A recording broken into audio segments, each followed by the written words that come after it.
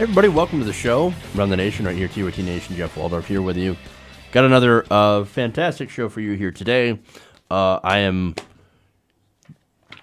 here without Ron today. So normally Ron Pacone comes on Wednesdays, but Ron is now banned from the show because something Hillary. No, I'm just kidding. I'm just messing with you guys. As I said, Ron Pacone had some scheduling conflicts. Of course, couldn't be here. So we apologize for that, of course. But I was kind of making fun of the rumors that, and I've been seeing this around, that Jimmy Dore is somehow banned from the TYT main show, which is ridiculous. But don't think that I don't see those rumors flying around. So I had to make fun of it because it's not at all true. So,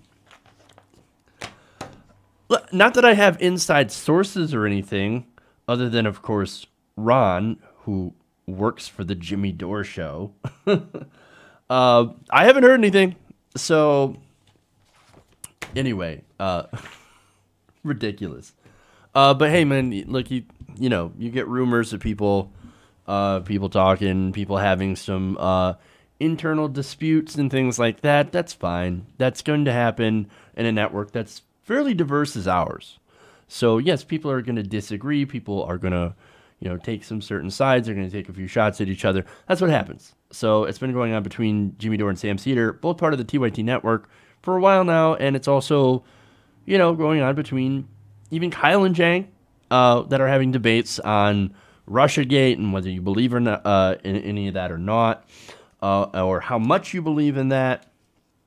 I, of course, do believe that there is merit to some of the Russia stuff when it comes to possible, election interference or attempted interference and things like that.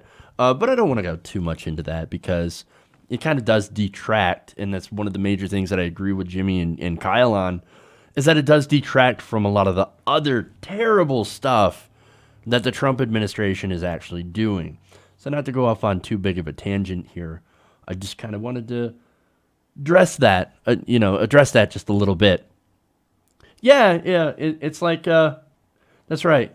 Reading the comments here, it's almost as if they're human or something. Absolutely. And humans will have disagreements with each other, but at the end of the day, we're all on the same side. We all want the same things. So we all want a more progressive future. We want good policies, and that's it. And we want a media, of course, that cares about pushing those good policies and also pushing the truth, because ultimately that's what it's all about. Anyway, so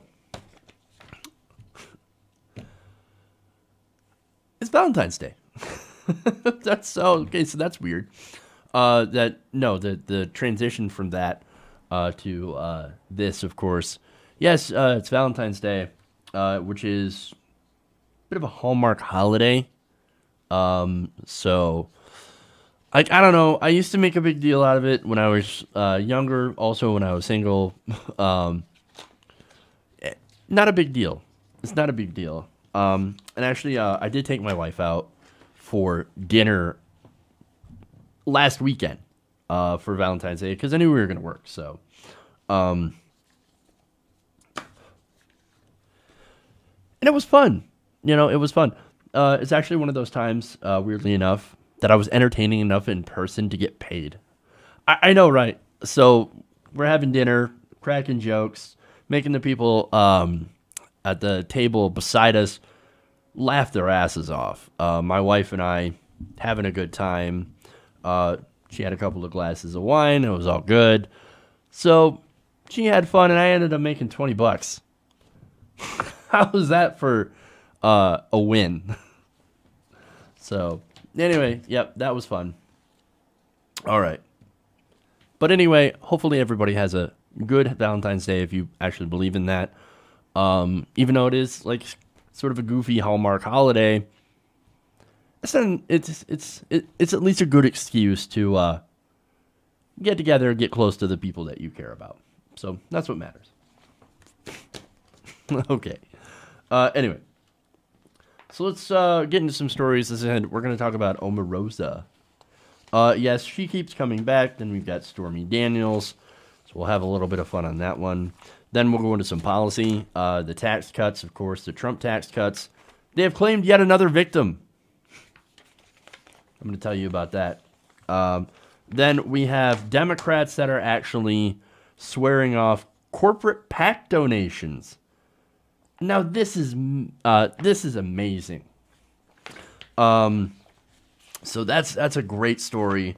Yes, cautious optimism. Of course, when any politician promises to do something, but nonetheless, wonderful, wonderful. Then of course we've got the House going after disability rights. I'm going to explain that. And then we've got a community in Pennsylvania. It's a little mad at their local pastor for, well, I'm not going to give it away. Let's just say that he shows an obscene amount of wealth. Here we go. All right. So now, that said, we can get into the rest of the show. If you haven't already, please give us a like and a share.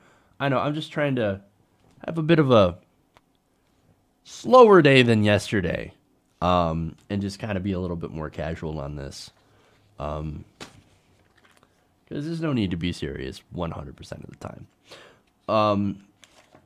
So that brings us to the first story, Omarosa. Oh boy. Every time you think that we're not going to talk about her, she comes back.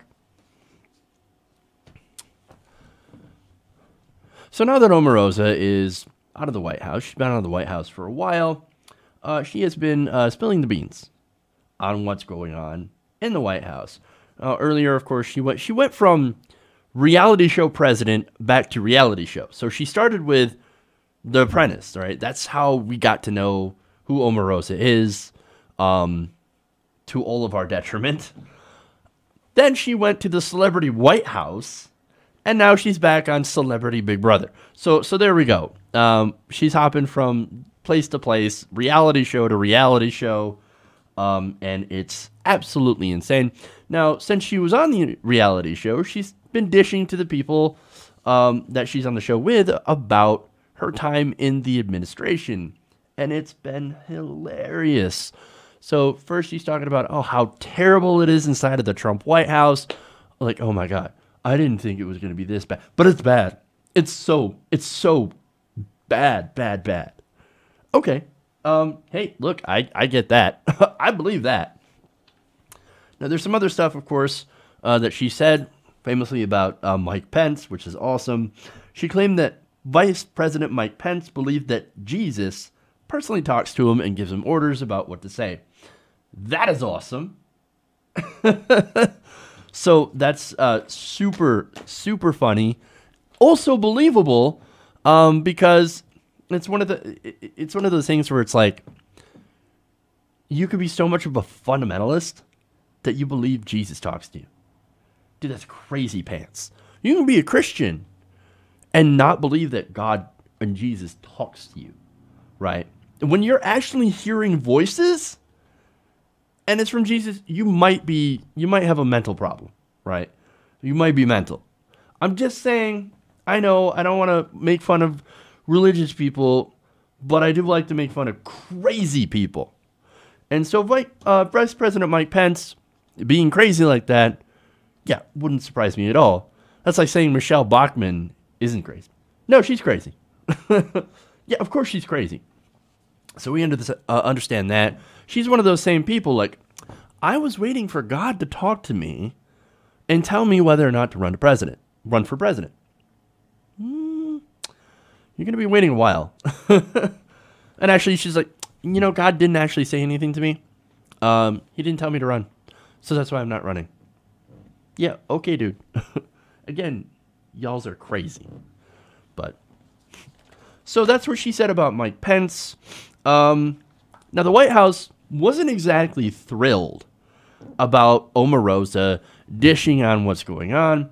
So, like, in a statement, they said, hey, man, look, you were fired from The Apprentice twice. This makes the third time that you were fired. Fair enough. That's pretty devastating. A little bit of a burn. But we never really knew the reason why she was fired. Well, now we apparently know. This is according to a Raw Story reporting on Politico. So Politico actually did this story originally. And it was actually buried within a story about the troubles undergoing John Kelly. So John Kelly's got a tough job. I don't like John Kelly. I don't agree with anything John Kelly actually stands for. He's super hard right on immigration. But he has been the adult in the room, to be fair enough. So he was one of the reasons that Omarosa was kicked out of the White House. So, and again, now we know why. Apparently, Kelly had fired Omarosa because she had been using the White House car service as an office pickup and drop-off service. So, oh no, that's my personal car service. No, it's not supposed to be your personal car service. That is not, this is taxpayer funded, right? This is not your personal taxi service. What are you doing? In fact, the report says that the White House Transportation Authority is tasked with driving security and maintaining the presidential motorcade for the president and his family. The agency is staffed exclusively by Army NCOs and provides 24-hour transportation and cargo support services to the chief executive.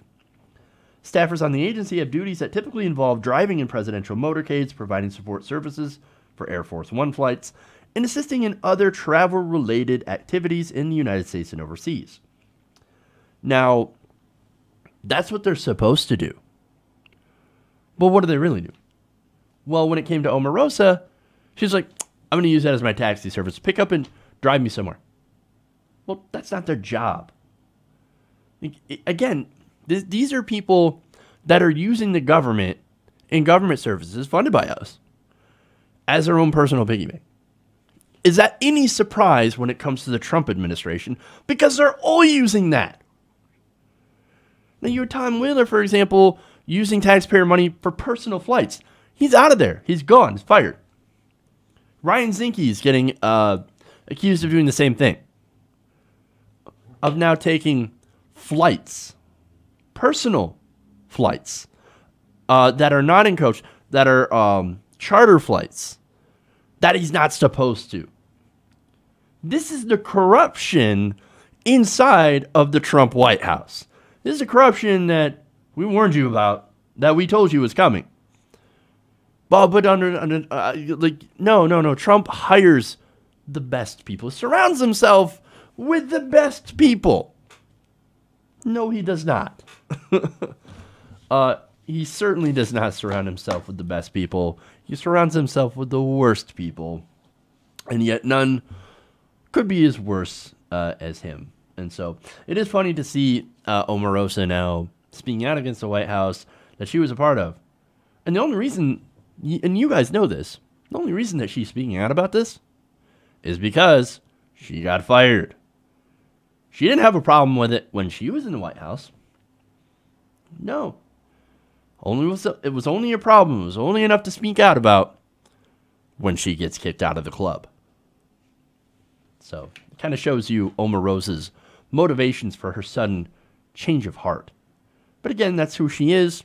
She stirs up drama. She stirs up trouble everywhere she goes.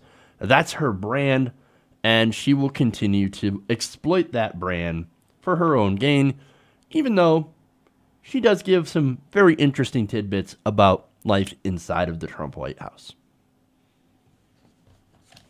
Okay. That's fun, stupid, not necessarily important, but fun to talk about. And that's why I do it. Okay. So let's go into something that's also fun, but ultimately not very, I guess, let's just stick with fun. Okay, and then we'll get into the more serious stories. First, of course, I want to give a shout out to Nicholas Miller for the super chat.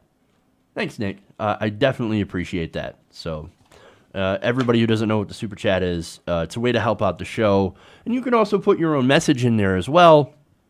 And I'll, for the most part, read it. So thank you again. I appreciate it. Every little bit helps. All right. Moving on. Let's go to Stormy. I haven't talked enough about Stormy Daniels. Now, as if the saga of Stormy Daniels isn't odd, kind of creepy, and gross enough, there are some new details. Now, don't worry. This doesn't fall into any of those categories, except for odd, right? But it could also get maybe Donald Trump into a little bit of trouble, possibly. So let me explain what this is about. Now, for those of you unfamiliar, Stormy Daniels is, of course, a porn star that allegedly had claimed that she had slept with Donald Trump. That's gross. Nobody wants to think about that. I'm not quite interested in the salacious details. But, again, there is some weird things surrounding this. And this story pretty much involves a payment of hush money that supposedly came from Trump, or now, as we know in the details, Trump's lawyer. Now, the New York Times reports that Michael Cohen, that's President Trump's longtime personal lawyer, had just admitted that he had been the one to pay $130,000 out of his own pocket to Stormy Daniels. Now, they said in the most detailed explanation of the 2016 payment made to the actress, Stephanie Clifford, who is also Stormy Daniels, of course, that's her real name, Mr. Cohen, who worked as counsel to the Trump organization for more than a decade, said he was not reimbursed for the payment. So he pays $130,000 to this porn star. Or allegedly, well, no, not allegedly, he actually did. Because he's out there admitting it. He's like, yes, this is my own money. I gave her $130,000 because I didn't want these allegations to get out. Now, it gets interesting because he says, well, I didn't want the allegations to get out, even though I don't actually believe the allegations, but I'm getting ahead of myself, right? Now, he said in a statement, neither the Trump organization nor the Trump campaign was a party to the transaction with Ms. Clifford, and neither reimbursed me for the payment, either directly or indirectly. So he's like, yeah, I gave her the money. I didn't tell the campaign. I didn't tell Donald Trump. And so I got no money from either of them. So look, I just gave her $130,000 out of my own pocket. Okay. Fascinating. Now, the reason that he's coming out and saying this is because he's been, it's been alleged that this is actually a campaign contribution, which could get the Trump campaign in a little bit of trouble. So this was actually brought to by Common Cause. They're saying, hey, that money, that hush money, was a campaign contribution. So we're going to go to the FEC, and we're going to see what's going on here, right? We're going to get all the information about this so that, what, we can nail Trump? Odds are you're not going to get him with anything, but okay, fascinating. Anyway, now Cohen said in a statement to the New York Times, pushing back against that, saying the payment to Ms. Clifford was lawful and was not a campaign contribution or a campaign expenditure by anyone. Now, they also note that he declined to answer several follow-up questions. That's no surprise, including whether Mr. Trump had been aware that Mr. Cohen had made the payment, why he made the payment, or whether he had made similar payments to other people over the years. So that opens the possibility that there is more than one. Oh no, what if there is more than one? Oh boy, I don't even want to think about that. So that's interesting because it's a straight up non-denial. I'm not even going to answer the question. Well, why didn't you answer the question? Again, if you're sure, like if you didn't tell Donald Trump, then just go and say, Donald Trump has no idea that I made this payment on his, not even on his behalf. Because if you made it on his behalf, then it could be construed as a campaign contribution. So I guess you can't even go and do that. Because then it raises those questions. Well, if you made the payment on his behalf and he knew, well, then it could be a campaign contribution. How do we know that you didn't pay this woman to shut up, to not have these allegations out there at his behest to try to protect his campaign? So it gets weird. Okay, so it does get really strange and complicated. Who knew it would be so complicated? Now, Mr. Cohen has also previously said that Trump had denied the affair with Miss Clifford. She said the affair took place soon after Mr. Trump's wife, Melania, gave birth to the couple's son. Of course, that's the timing on that. Look, again, I don't want to go too personally into this because the personal details I don't really care about. You cheat on your wife, that's your business, dude. That's not my business. I'm a progressive. I'm not going to judge who you have sex with and when. Although I do have to say that, look, personally, in my personal opinion, bad timing. I mean, there's never a good time to cheat, but boy, is that bad timing. But like I said, there's a million things to judge Donald Trump on, substantively and policy-wise, where you could definitely have a negative opinion of Donald Trump, what he does in the bedroom. I don't even want to think about that, right? But anyway, now, this does have a bit of an implication, I guess, and it shows how much of a liar President Trump is. Now, he denies the affair, of course, but then at the same time, if there wasn't an affair, why did Cohen pay her off? See, it brings up that question, right? And how is it that Trump himself did not know that she was paid off? And it brings up some really fishy things when it comes to the story. So, more fishy stuff is how the payment was made. According to CNN, Cohen had set up an LLC in Delaware as a limited liability corporation. So it's a shell corporation, basically, in Delaware. Now, why Delaware? Well, they happen to have the laxest laws when it comes to corporations. So basically, he sets up this shell company, and he puts that money into the shell company, and the shell company pays Miss Clifford. Now, that's incredibly shady and weird, but is it illegal? Well, that's where we get into a bit of a gray area, and that's what Common Cause is actually trying to find out with this suit. Now, if the point of the payment was to keep Clifford's interview from getting out, then it is possible that this could be considered a campaign contribution and a violation of campaign finance laws. Now, Cohen, of course, using his own personal funds for the payment, could be viewed as a donation of $130,000 to the Trump campaign, even if it's not actually passing through the Trump campaign.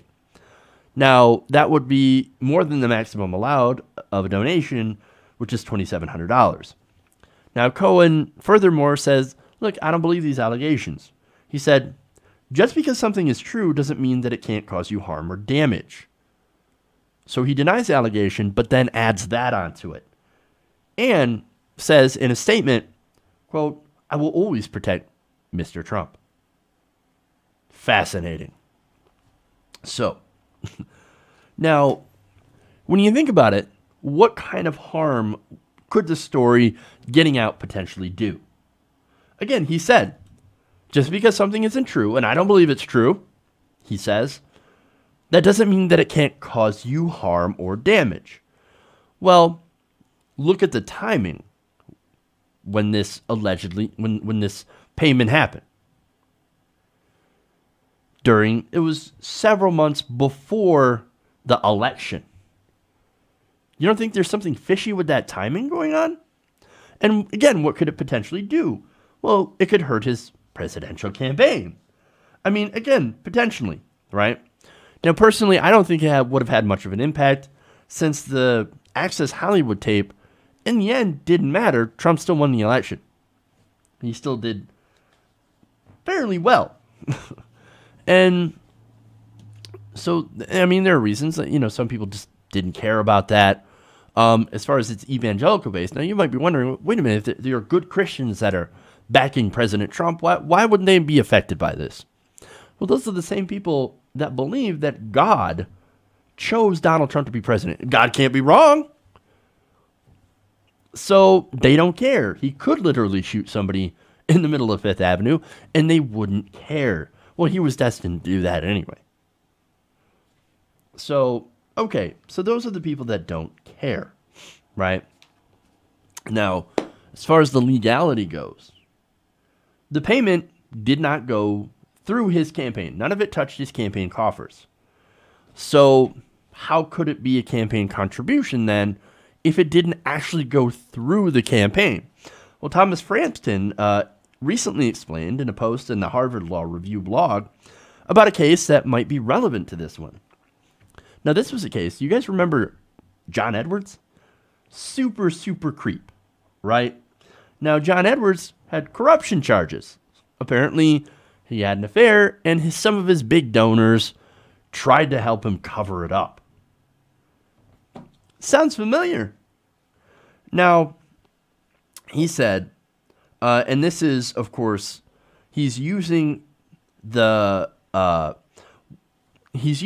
the description of a campaign contribution actually is under the Federal Election Campaign Act of 1971. So here's what he writes. He said, FECA's definition of contribution includes any gift, subscription, loan, advance, or deposit of money, or anything of value made by any person for the purpose of influencing any election for federal office.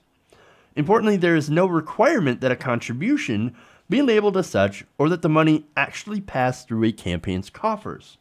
A third-party payment of a candidate's campaign or personal expense qualifies as a contribution, except where the payment would have been made irrespective of the candidacy.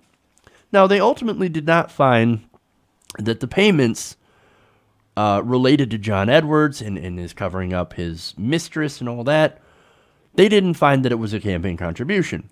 Nonetheless, they could find that this is.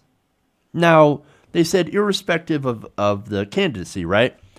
So basically what they said is, look, would Michael Cohen have paid off Miss Clifford if Trump was not running for office? We don't know the answer to that question. Maybe, maybe not. If he did, I mean, if he was going to anyway, without Trump knowing, that's the allegation, of course, then we wouldn't be having this discussion because, look, he would have been running for president. So maybe it would have been in a tabloid paper somewhere. I don't know. It's not like it isn't already, but here's the weird thing, though, about this, right? He did say that he would always protect Trump.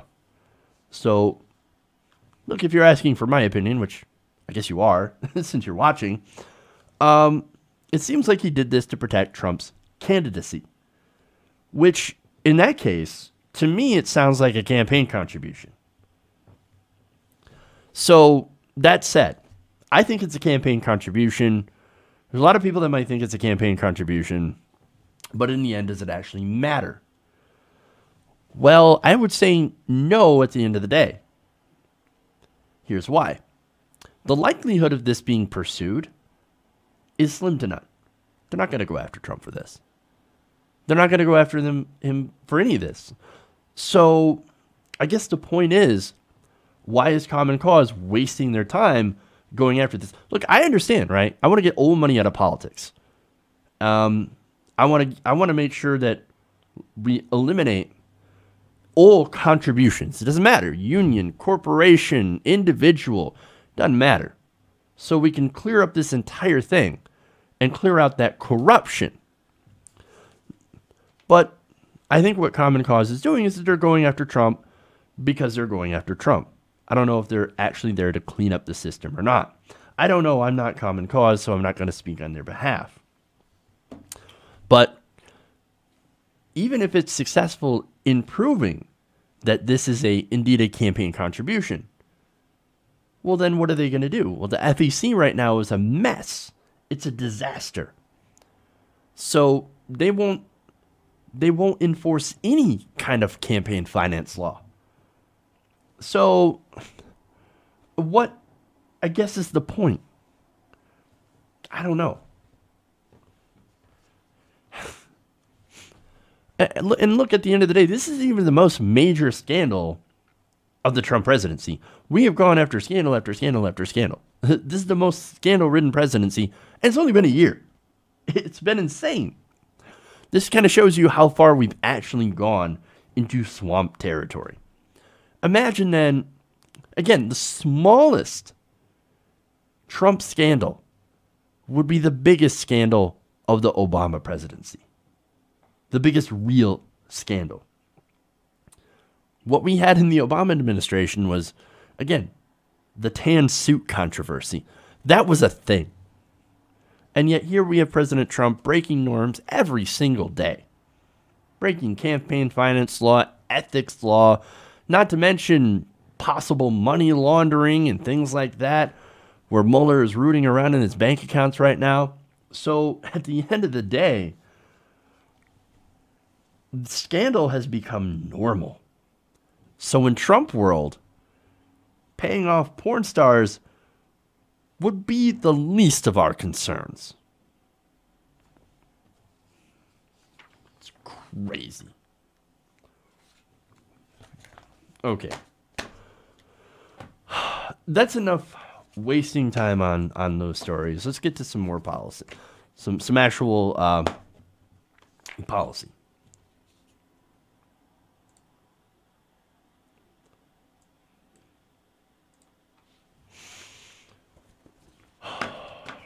Okay. The Trump tax scam has claimed yet another victim, Pepsi.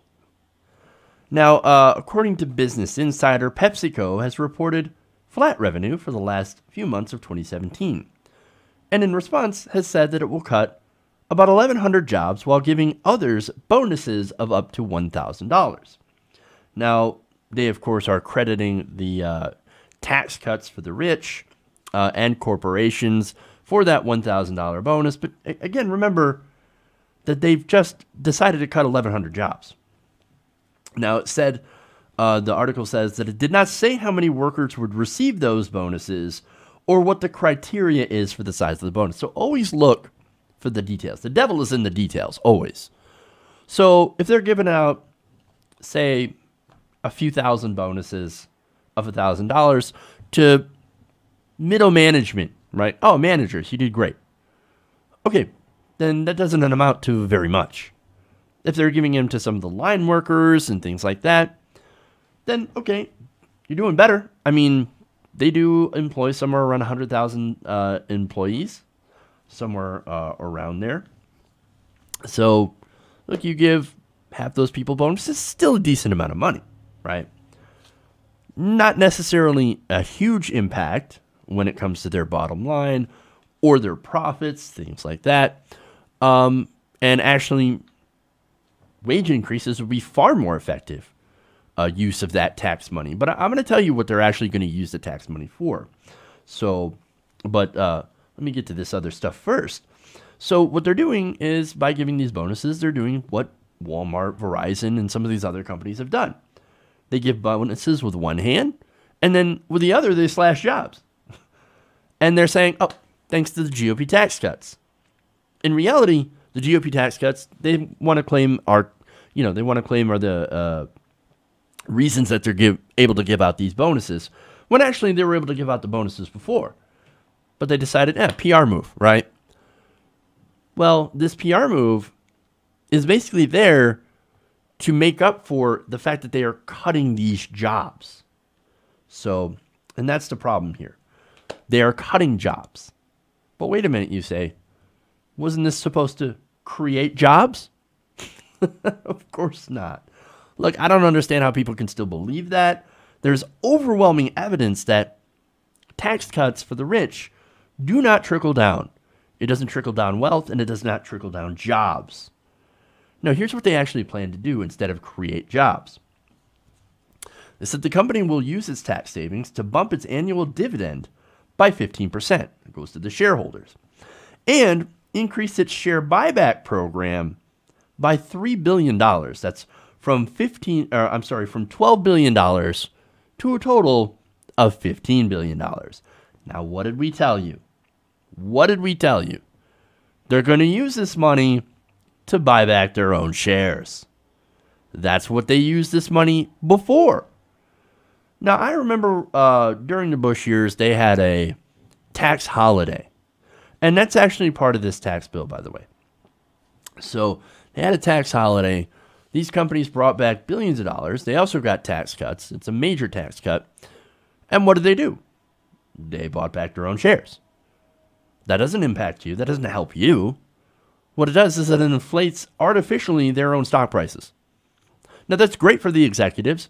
And they can also go back and claim to possible investors that, hey, oh, look at that. Our stock price is worth a lot. Our company's doing really, really good. When in actuality, they don't have to be doing good. They just buy back their own shares, and suddenly it gives the impression that they're doing excellent and that it's a great place to invest. But I just told you that they've had flat revenue, not making any more money. So they're not doing well.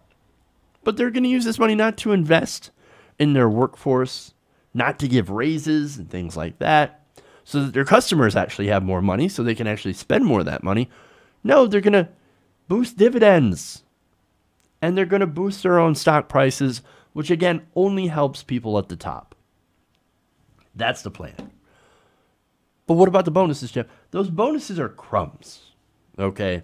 They're throwing you crumbs, literally. Now, here's the thing. The corporations always do this. Again, anybody who's paying attention to what corporations do with their money knows that this is going to happen. Because they're programmed to do this. They are programmed to create profit. They are legal fictions. They're not real. We have written them into the law and created them out of nothing, right? And these corporations, their only concern is to make profit. That is their job. It doesn't matter who they hurt, who they roll over, what they do. Their job is to maximize profit. And so what we've done is that we've empowered these legal fictions by shoveling more and more wealth towards them. And of course, those politicians that continue to do that, to vote tax cuts, for example, for these corporations, they are paid by those same corporations to do so. They are part of that machine now. They have been purchased by the corporations, and their mandate is now the same mandate as these companies. Maximize corporate profits. How do they do that? By reducing taxes. I mean, what do you think is going to happen when money equals speech? And then you tell corporations, by the way, that they have unlimited speech rights. They're going to use the speech rights. They're going to use that right to buy our politicians. And that's what they've done. And understand, that's exactly why this is happening. The donors bribe the politicians. They can get the huge tax cuts. And then the donors use the extra money they save from the tax cuts to bribe more politicians to get even more tax cuts. So we've got to stop them. We actually have to institute taxes on them.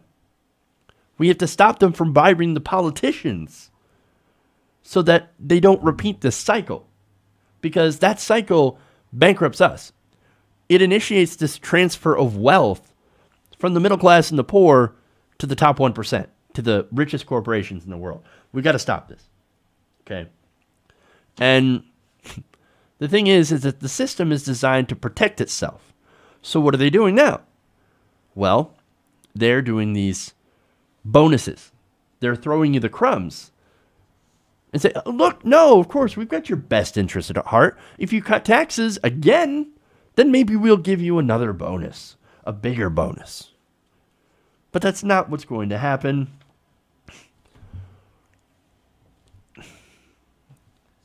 Look, what we have to do is, again, we have to educate people on what actually drives demand. What actually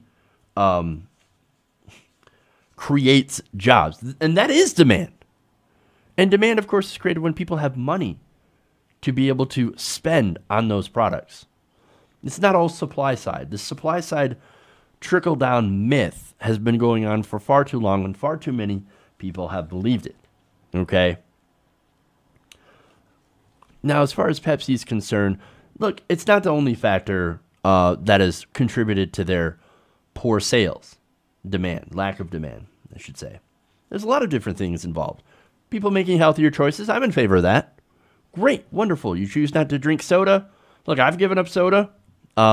and it's actually helped my weight. So that's great. You give up soda, obviously you're not buying as many Pepsi products or any Pepsi products.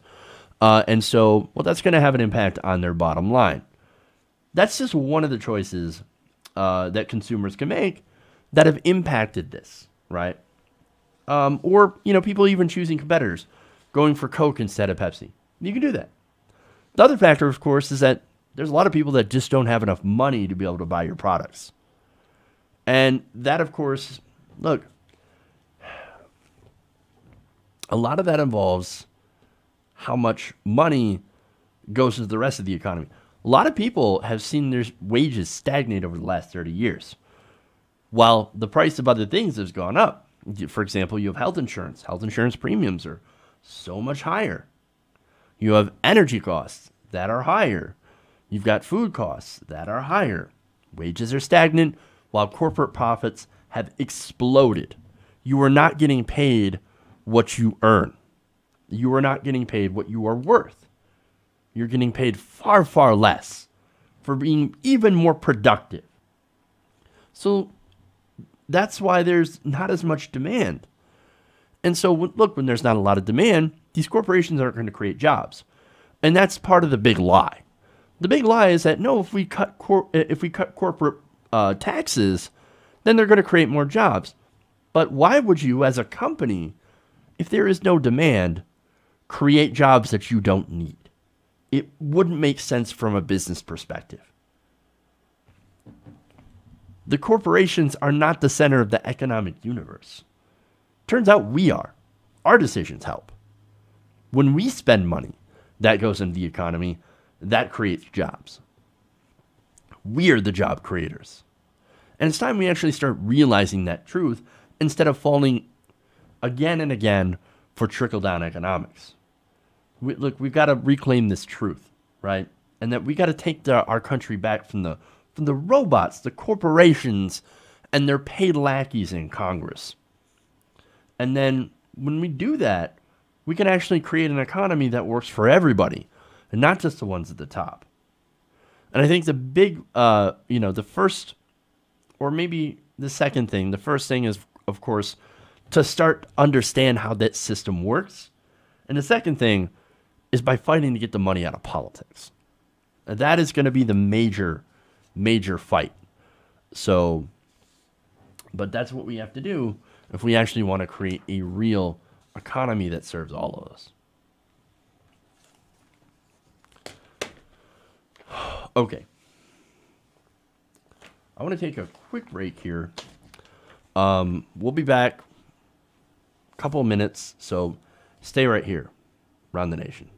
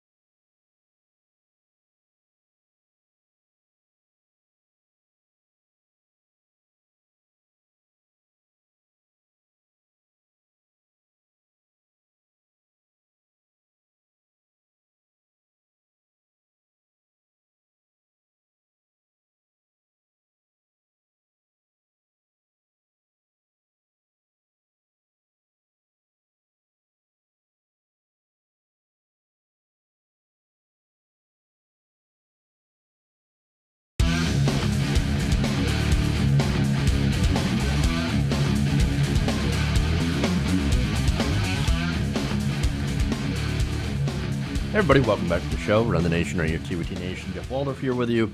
If you haven't already, please give us a like and a share on the YouTubes, on the Facebooks, and all that stuff. All right.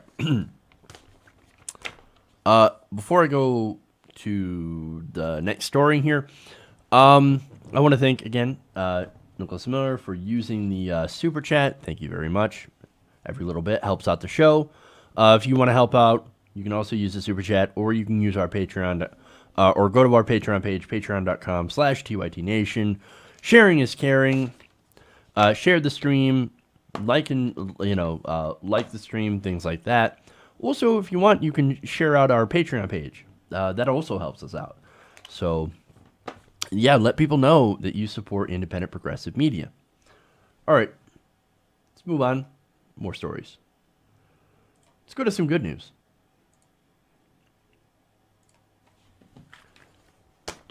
Oh my goodness, I love good news. All right.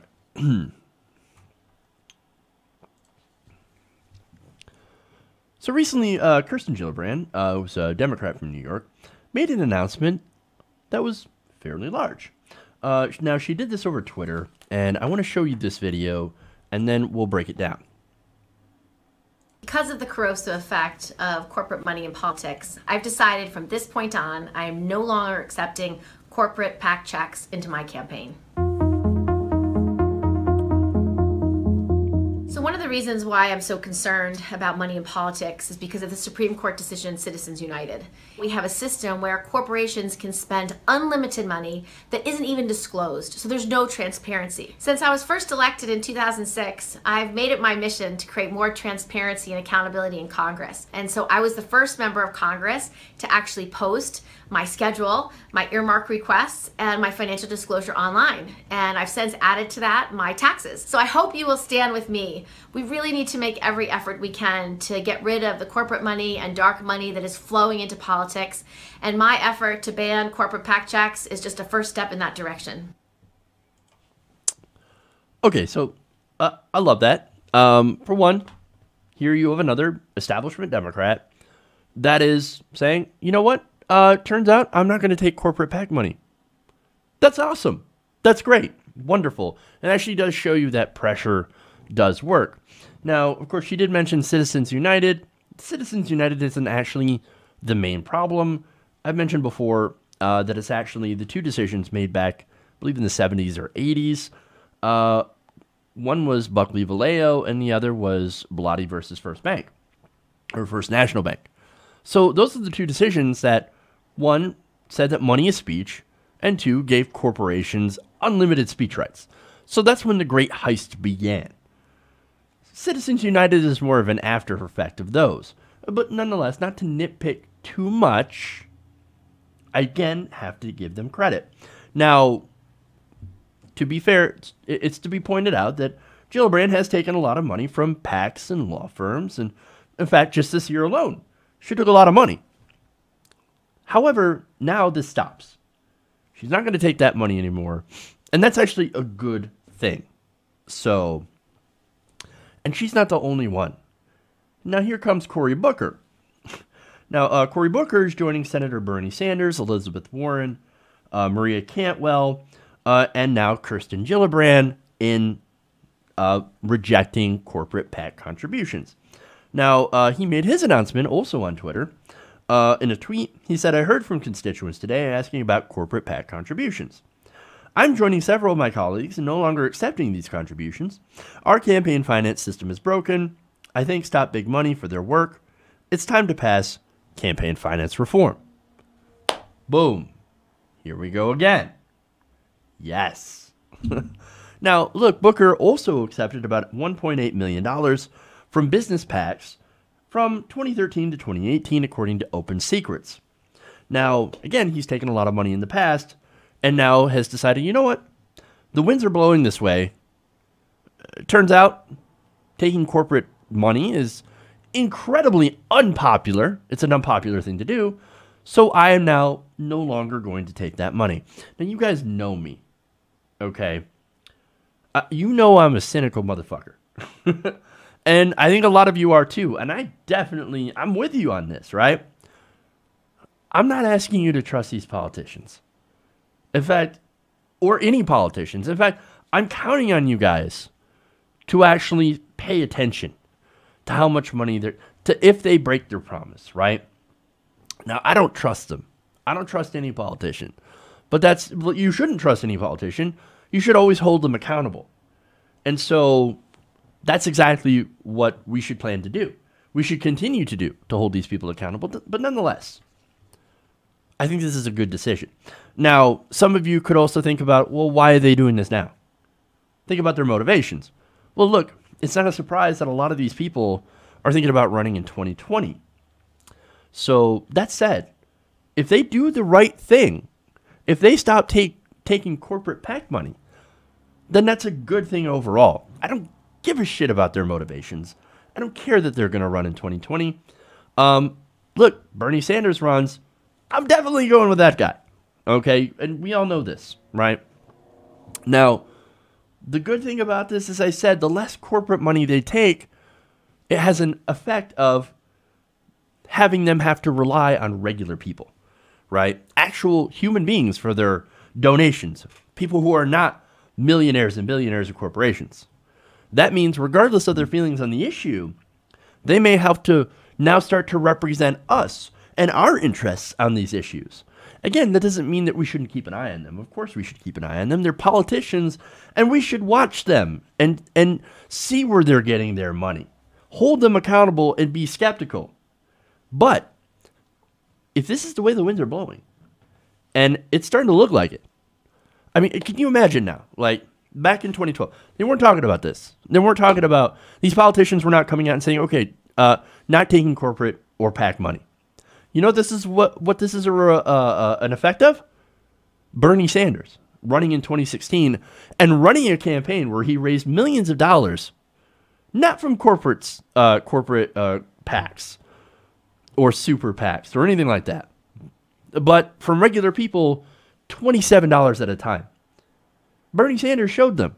This is a direct effect of the leftward shift within the Democratic Party and activists that are pushing against corporate control of the party. It is having an impact. We are pushing them left. I know sometimes it doesn't seem like that, okay? I understand. And I know you guys, a lot of people, like I said, we're all skeptical. But we are having an effect. We are pushing these people left. And that is a good thing overall. There is a small victory here, and I intend to take it. Now, that doesn't mean our job's done yet. No, it's not even close. This is just the beginning. But again, in these times, wins like this are very welcome and should be celebrated because there are a lot of people that worked really hard to push these politicians leftward. So I think, look, this in Washington, this is actually a bold stance. For regular people like us, we're like, yeah, of course, get away from the corruption. The corruption is incredibly unpopular among regular people. But when we're talking about people that are in the Washington bubble, this is still considered a radical stance. So what I want you guys to do, and I've done it earlier, just send a tweet or something, or Facebook message Kirsten Gillibrand. Thank her for doing this. Thank Cory Booker for doing the right thing.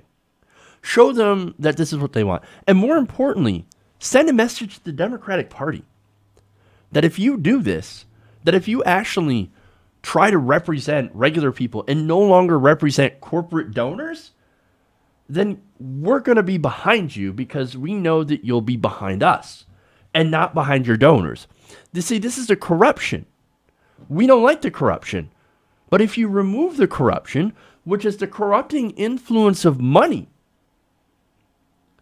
then yes, we will be with you if you were with us. And look, if you don't take all that, for example, health insurance money, lobbyist money from these corporations, then you're going to vote right on the issues most of that time. Because again, we are telling you, and we are funding you. We're the ones funding your campaign, and we want Medicare for all, for example. Well, if you're not taking Medicare, or pharmaceutical checks, or health insurance lobbyist checks, but instead taking money from regular people who can say, if you don't follow what we want, we're not going to vote for you. We're going to pull our money from the campaign. They're going to have to follow what you say. It's actual representation. Wouldn't that be amazing if we actually had representation? And so, yes, I think this is a good thing, right? Telling the Democratic Party, sending that message that if you support us, then we will actually support you. By not taking that corporate money and by voting the right way. The way that most of the American people want you to vote. And that's for things like Medicare for all. And that's for things like a living wage. And that's for things like like education, right? Tuition-free education. So, yes, if you cut ties with the corporations and you work to end our corrupt system, politicians, then we will support you. We will watch you.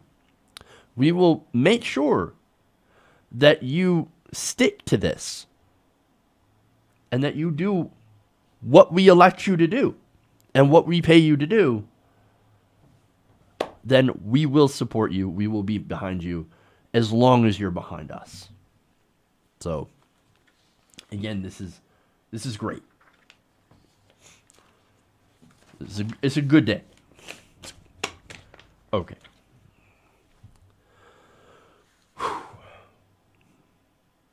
Got a couple more stories here. I didn't realize the show was going to go so long. So stick with me here. Got two more stories for you guys. All right. So before I switch to the next story, by the way, I want to thank Kieran. So hopefully I'm saying that right. So thank you, Kieran, for supporting independent progressive media and using the super chat. That's awesome as always. So thank you so much. All right.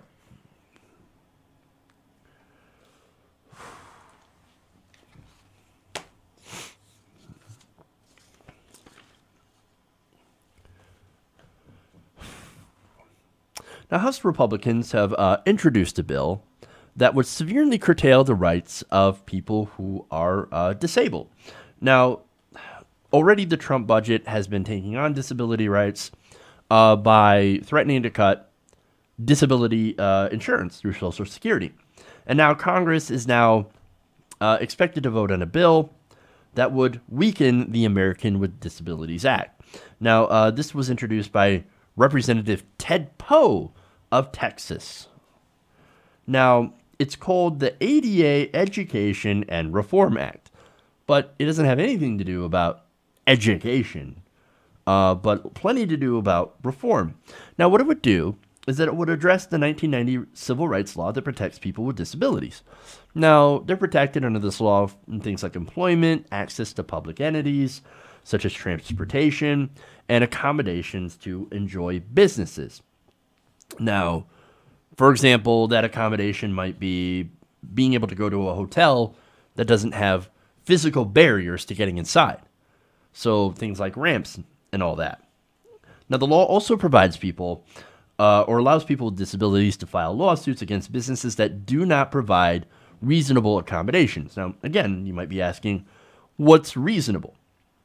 It's basically having things like, again, the hotel example, having a wheelchair ramp or having doors that open automatically or for people who push the button, right? Push a button, the door opens, and that allows people who cannot walk, who ride in these wheelchairs, to be able to get through the door. That seems incredibly reasonable. Now, also, same thing for if you're working in an office, right? Building a ramp so they can get in and out of the building, reasonable, right? Now, unfortunately, of course, these lawmakers, people like Ted Poe and people that support this bill, they think the law protects people who with disabilities too much. And their main problem is what they call drive-by lawsuits. Well, that's fascinating. I've never heard of a drive-by lawsuit. Well, it turns out the claim is that the drive-by lawsuits are where people who are disabled drive by a business. They never attempt to patronize it, and then see that there's a violation of the ADA. Ooh, oh, look at that. I just was driving by this McDonald's, and I realized that they don't have a handicap ramp. I'm going to sue them, even though I never wanted to go to McDonald's. Okay, well, they also add that while they never meant to patronize that establishment, but they still decide that they wanted to file a lawsuit that they say are nearly identical to dozens, if not of hundreds, others filed. Well, maybe they didn't patronize it because it's not accessible. Again, if you're seeing ADA violations just right driving by, and you think, why am I going to go there if I can't access it in the first place? That's the most obvious thing in the world. But again, that's an argument that the people who support this legislation are saying. Like, oh, they just drive by. They didn't even want to go there in the first place. Well, maybe they couldn't. Okay. And look, on that second part, how are people supposed to know that the same lawsuit has been filed hundreds, if tens, if not hundreds of times?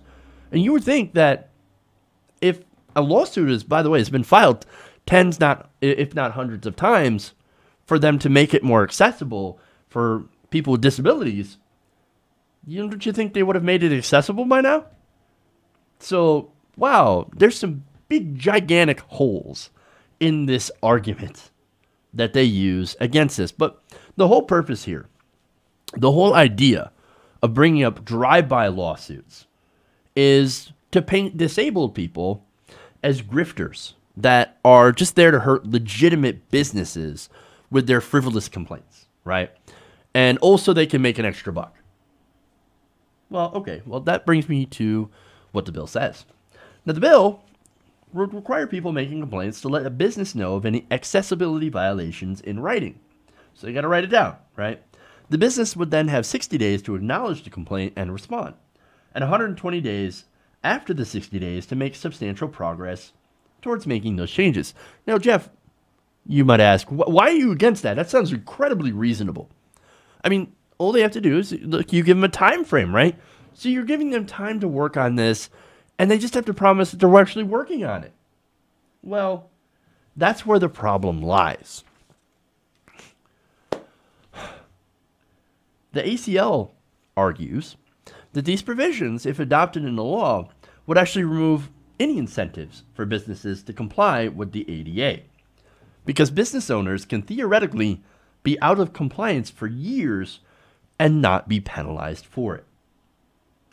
All they have to do is say, oh, we've received your complaint, we acknowledge your complaint, and don't worry, we're working on making substantial progress. Now, wait a minute. You might be wondering, now, what company would want to do that, right? Why would they want to lose business for these people? Well, here's the thing. Being ADA compliant costs a little bit of money. It costs money to build a ramp. So a lot of these companies are like, piss on it. It's not worth it if I get, maybe one disabled customer every few times, like every few weeks or every few days or something like that. And there's not enough people to justify the cost of the business. Now, look, monetarily, I guess that makes sense. And it's funny, it goes along with the allegations made for the drive-by lawsuits, right? Where, why am I going to be compliant when they just drive by? Again, they're driving by because maybe because you're not compliant and you don't have accessibility. Again, weird argument, easily defeated, but whatever, right? But again, it costs money, okay, to be handicap compliant and accessible. And look, to be fair, some have tried and have ended up doing it incredibly poorly. Now, one example, I'm going to show you this image here. This is a 7-Eleven, right? So, okay, 7-Eleven. It might be a little bit hard to see, but look, 2 handicap spots, and you have a access aisle. Well, that should be enough, you think? That looks compliant. See, they've got access. Except that when you look really closely, there's something missing for that access aisle. Any guesses on what it is? It would be a ramp.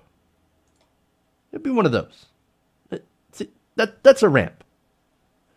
So, no ramp means that somebody who parks in those handicapped spots could or would have to go around. They can't get up that ramp if they're in a wheelchair. So they would have to go back through traffic onto that sidewalk, which is, of course, potentially dangerous for a person traveling in the wheelchair, and also potentially annoying and dangerous for people who are pulling into that parking lot. So that's not at all good access. That would be a violation of the ADA. So if somebody would complain about that, under current law, they could sue, and then the company would have to go and make sure that they were compliant. But under this law, they could complain, and then that's it. All they would have to do is come back and say, well, we're trying to make progress here. And the reason that they can do that is because right now there is no enforcement. There's no people that come out and inspect. There's no ADA inspectors, okay? There are no compliance officers that will come and hit you with a fine. There's none of that written into the ADA. So there's actually very little incentive other than the lawsuits, which are available under the ADA, under current law, to be able to incentivize them to comply with the law. In fact, the ACLU also says that the bill flies in the face of the intention of civil rights laws.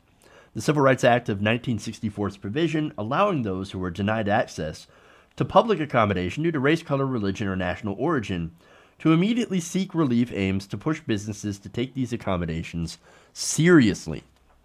So this is part of that now. So, and this is what they often reference. And again, the ADA and the Civil Rights Act are different, but really disabled people should be involved in that as well. So you might say, look, Jeff, that's all well and good, right? And I see where you're coming from, and I see where you want access, want to increase access for regular people. And I know we don't have that well of enforcement, but I keep hearing these stories about people that are doing these lawsuits and that are gaming the system in order to make money. What about the people that are making money from this? Well, it turns out that's not actually true either. As Robin Powell explains in Rewire, when the ADA was being drafted as a compromise between the business community and the disability community gave up the option to obtain damages for a business failure to comply with the law by only allowing injunctive relief, meaning that the business owner only has to change their behavior and also has to only pay for attorney's fees. So people are not getting monetary damages from these lawsuits. People ain't getting rich off this. Now, to be fair, there are some state and local laws that do allow some compensatory damages to be assessed against the business owner. Now, you can be against that, you can be for that. And I guess there is the potential for abuse on that. Potential, right? But the ADA itself, what they're trying to change, does not permit monetary damages to be assessed against business owners in lawsuits brought by people with disabilities. That is the compromise they struck with the business community. So all you can do with the ADA lawsuit is ask them, hey, or not ask them, but demand that, hey man, look, we just want you to make this more accessible for us. We're not going to get anything out of it except for the ability to access your facilities, as is our right under the ADA. It is the only incentive to spur these companies into making it more accessible. As I said, ain't nobody getting rich on this. Okay, you can't just drive by a business, find out that they don't have access, and decide, I'm going to use this to cash in. That's not how it works. Okay. Now, unfortunately, the way that this bill is drafted and being presented, it makes it seemed like the business owners are the real victims of this. But think about it this way. This was signed into law in 1990. They've had how many years to make their businesses more accessible? And look, to be honest, a lot of them have. I've seen a lot of places with handicap ramps for people in wheelchairs, handicap spots, good railing, things like that, and other accommodations. And that's wonderful. And so those are the people that don't have issues with this so-called drive-by lawsuits, because they've actually done what they're supposed to do under the Americans with Disabilities Act. But some have not. And unfortunately, what this bill being out there portrays, and the portrayal by Republicans who are pushing this, like Ted Poe, is that no, these disabled people, they just want to cash in. They just want to get the money, and we got to protect the business community. We got to protect corporations. But here's the thing. The people who are falling into that argument, you got to remember that, guys, you don't know what it's like to be disabled. I don't know what it's like to be disabled. Nobody knows unless they have lived that disability. And so in researching for this story, I didn't realize that 7-Eleven picture, was inaccessible, was a violation, was inaccessible to people in the wheelchair. And then when you look at it, when you think about it, it's like, oh, now I see the problem. Okay. Well, now I understand why people are complaining. Now I understand why there are complaints. Now I understand where the issue actually lies. It's about trying to understand where people are coming from. And we could definitely use more understanding and not more, just ideas and thoughts that, no, these people they're just trying to run a scam. Because when you look into the details, you realize that it's not a scam and that it's all about just trying to create equal access. Okay.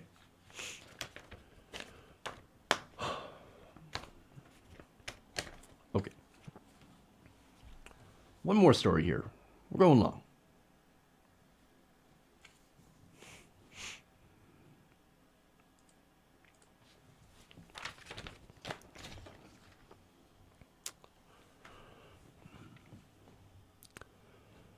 Members of a Pittsburgh community are enraged after a pastor of a local megachurch was photographed driving an expensive car.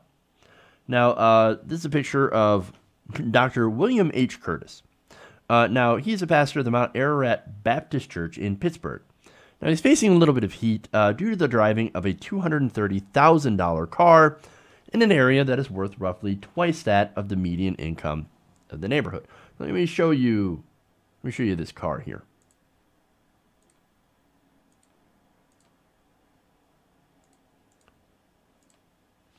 So, okay.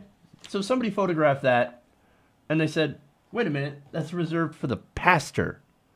Why the hell is the pastor driving that expensive of a car? That is a nice car.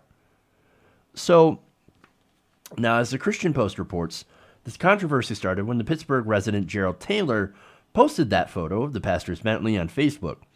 And he said, quote, "If your pastor is driving a Bentley truck, he's sucking your community dry with hope and tithes."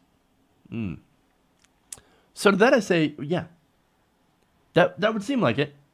Again, what does God need with a Bentley? What does God need with a Starship?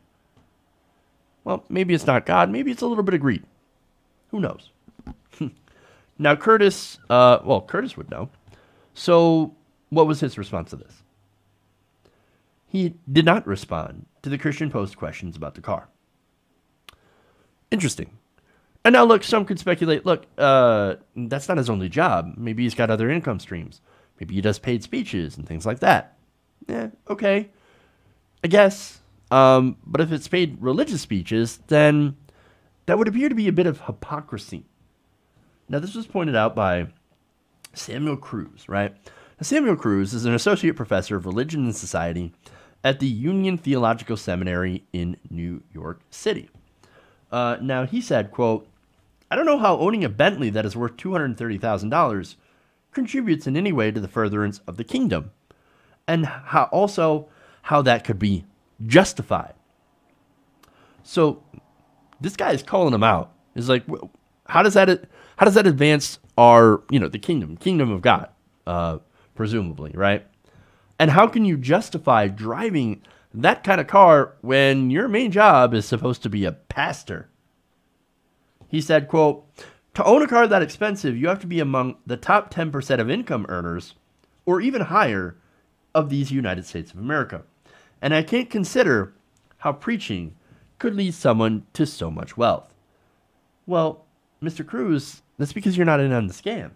That's because you're not Joel Osteen or Creflo Dollar. Look, the easiest way to take people's money is to tell them that God wants them to be rich. Like, oh, no, God wants me to be rich. So you give me all your money because God talks to me and we will bless you later. It's the Nigerian scam, only in person. Oh, no. So you give me a bunch of money and later on that wealth will come back to you. It will trickle down from the heavens. Doesn't work.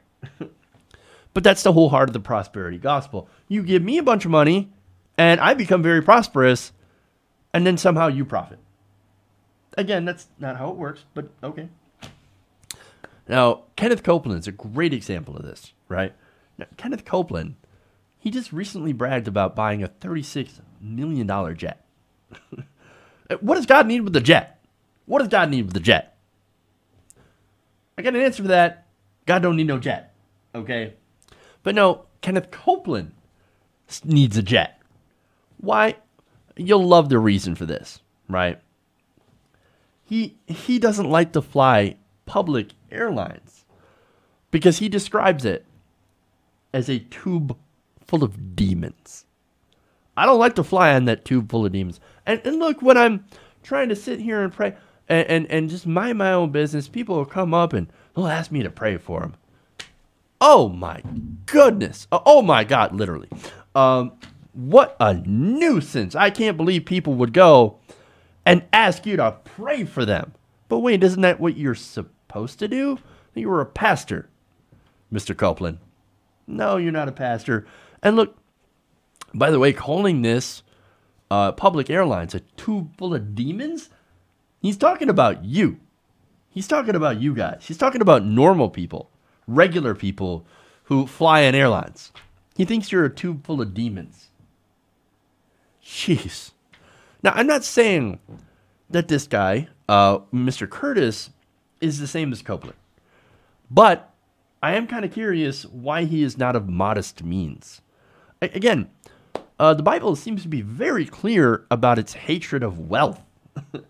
In fact, there's a story where a rich man, he was talking to Jesus, and he says, hey Jesus, look, I want to follow you, so what do? I've got all this great wealth, but I want to follow your word, and I want to be, protected by God. Well, Jesus told him, hey, look, if you want to be like me, if you want to be perfect, go sell your stuff to the poor, or sell your stuff, give all that money to the poor, and then you will have treasure in heaven. And then, only then, will I allow you to follow me. Now, the young man, again, very wealthy, when he heard this, he was like, nope. He went away in sorrow because he had great wealth. And what does that story say? It says that Jesus is not compatible with wealth. You got to give it away. You give away your wealth if you want to follow on the path of Jesus, right? He was pretty clear. Wealth and Christianity do not mix. It's the same thing with the saying is, it's easier for a rich man to get into heaven than a camel to fit through the eye of a needle. I think that's pretty clear. I don't think it's a metaphor for anything. I think that's, hey, rich people, you cannot fit through this tiny hole. That's about as much chance as you have of getting into heaven, because wealth and Christianity do not mix. They are mutually exclusive. Did I fucking stutter? So yeah, look, this is why people are mad, right? You can't follow Jesus and the Bible and drive Bentleys or own $36 million jets. I'm not saying that. The Bible says that. I don't even believe in the Bible. I'm an atheist. And again, that's great for me because I can be as rich as I want. But if you are a Christian, you can't do that. You can't do that. So this is why people are angry, right? Because there is a lot of suffering going on here. And look, a lot of people turn to the church for charity, for help and things like that. And what are you going to do when you see this pastor driving around in a $230,000 car? Well, you think he's helping you? No, he's helping himself. Think about all that money that could have been used to house the poor, to feed the poor in that area, to help people out. Instead, this guy's driving around in a literal lap of luxury while telling you that, by the way, you need to give to the church. No.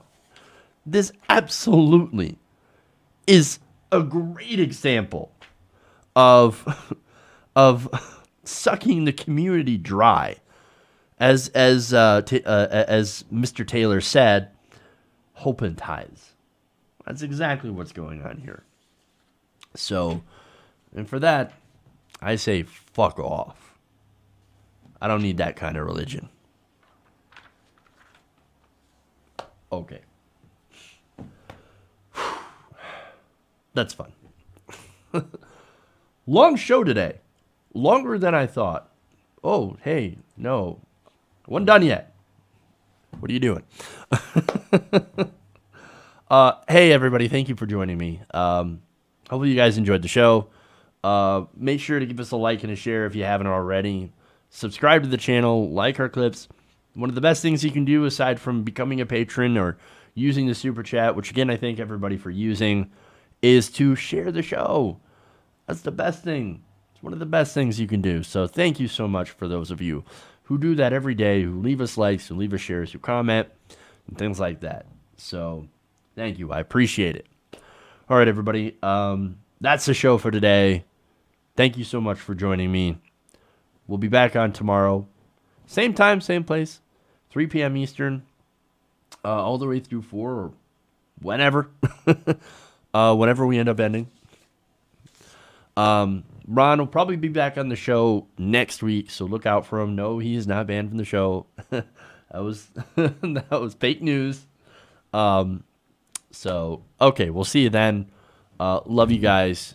And remember, change begins with you. Good night, TYT Nation. See y'all tomorrow.